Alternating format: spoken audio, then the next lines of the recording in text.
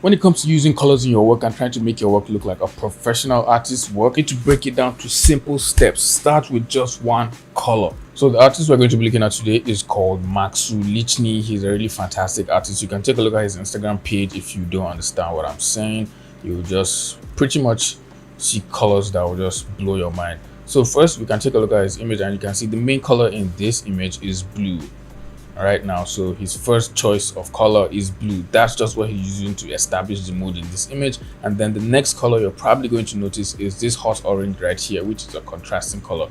And then you can see other colors around the image like green, a little bit of purples and all that. So why this works is when you have your first color as blue, when you have blue as your first color, the immediate contrasting color to blue is orange, so which is this, and that's why he has his entire image is made up of blue. And then he has the point where he wants to draw focus in his image as orange, because those are the contrasting colors, and naturally wherever is contrasting with color is where your eye is going to look at, especially when you have a big image that's comprised of the opposite color of the contrasting color, if that makes sense. And then just to support the orange, he has a little bit of yellow going right here with the hair, and some yellow in the flame as well. And to support the blues, he has greens here and a little bit of purples right here in the shadow. Why that works is because green is a harmonious color with blue, and what harmonious color mean is the colors, they're sitting on the same side of the color wheel. So you can see green and purple are all sitting pretty much in the same space as blue. So whenever you use those colors in an image, the image is just going to look pretty much harmonious. That's why you can see he has yellow here with the hair, and yellow is right close to orange, so it just works. Now this particular image is pretty much built up with just using harmonious colors, because his base color here is blue, and we can see if we choose blue right here as the base color, all the other colors that are surrounding the image like the purples, the greens, all of them are all sitting across. They're sitting in the same line as the blue. Using this kind of color scheme is just really good for making your image just feel like all the colors are sitting together. There's no point that's actually pulling focus. So what you have to do is use a little bit of lighting to push focus in different parts of the image where you want the viewer to look at. So that's what he's using right here. You can see the greens here are pulling focus to that part of the image, and the blues around the eyes and the purples are all pulling focus to this place, this part of the image. This has the most amount of blue, and then you can see the next areas around it is purple, and then we have some greens just covering around that purple. Pretty much going to be using the colors, thinking of exactly how you want the viewer to look into the image, to guide the viewer. You're guiding the viewer's eye through your image. So coming into this image, I already knew that I was going to have to use a lot of green in my image if I wanted to cause contrast, and then I'm going to use red somehow, because green is the contrasting color of red. And then I know that Wolverine's color is yellow and a bit of orange, and he also has some brown on him because of the particular costume that I'm going to use. So I'm pretty much just setting up the mood for the entire image. So first off, I just like to start with green, and I just filled in a little bit of different shades of green. There's some dark green, desaturated green, and then towards where Wolverine is, which is the point where I want you to look at the most, I have my pretty much the brightest part, the most saturated part of the green. And then I started using some purples and some blues for the background, making sure that I'm just keeping all those harmonious colors together, just making sure that my entire color scheme just works. Now I was actually thinking of making the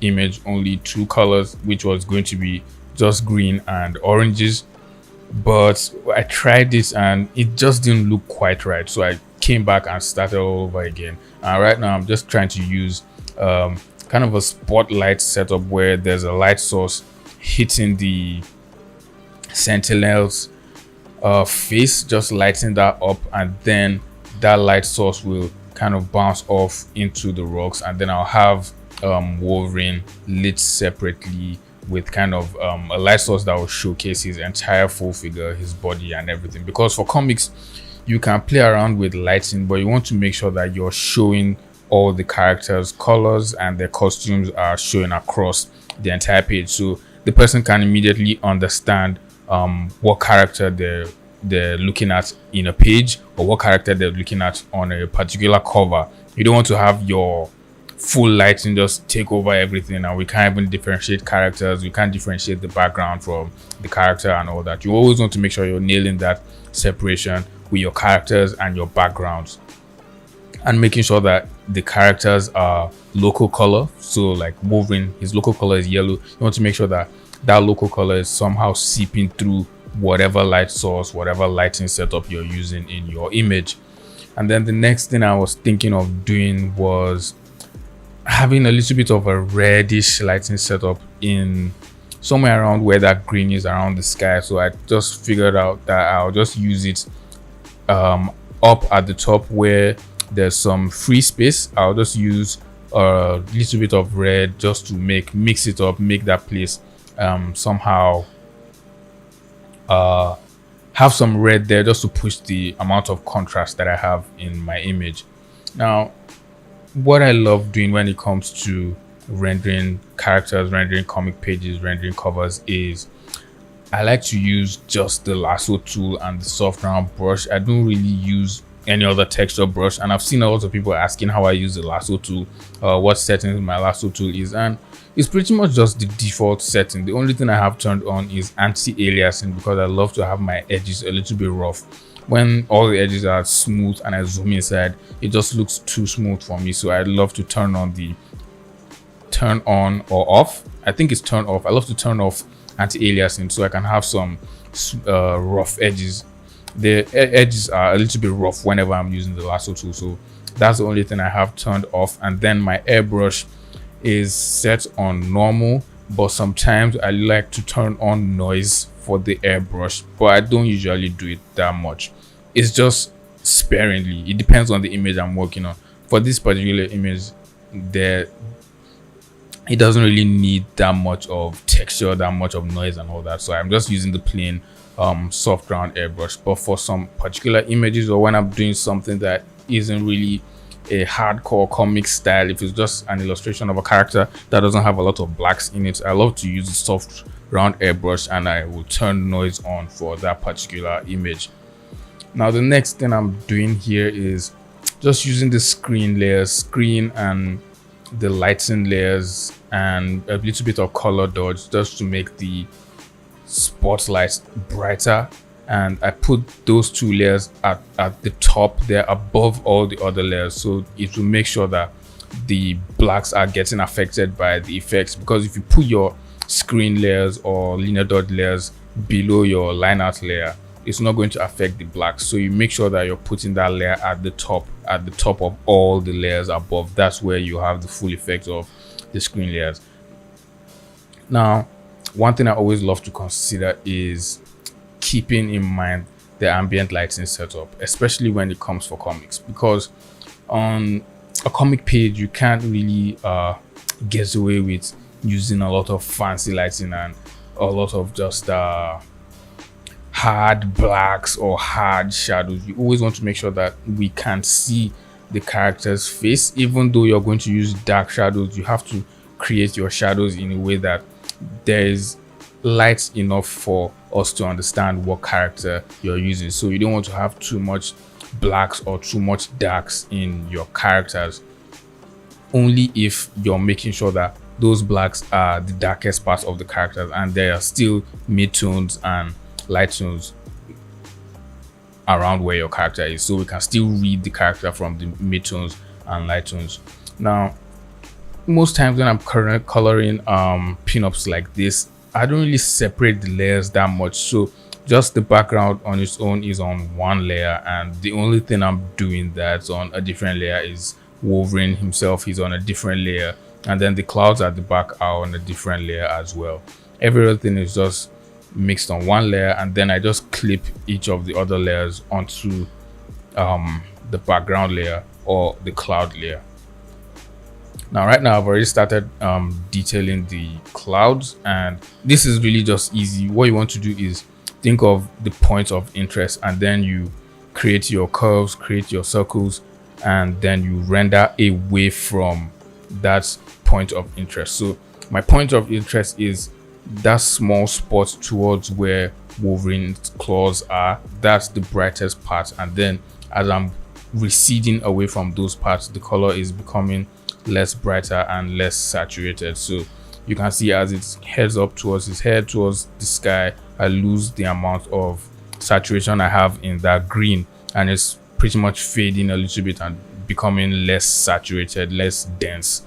So that's what I love to do, especially when it comes to painting clouds, coloring clouds. That's the way that I love to do it. And then the next thing I like to do when it comes to painting clouds is to select a shape.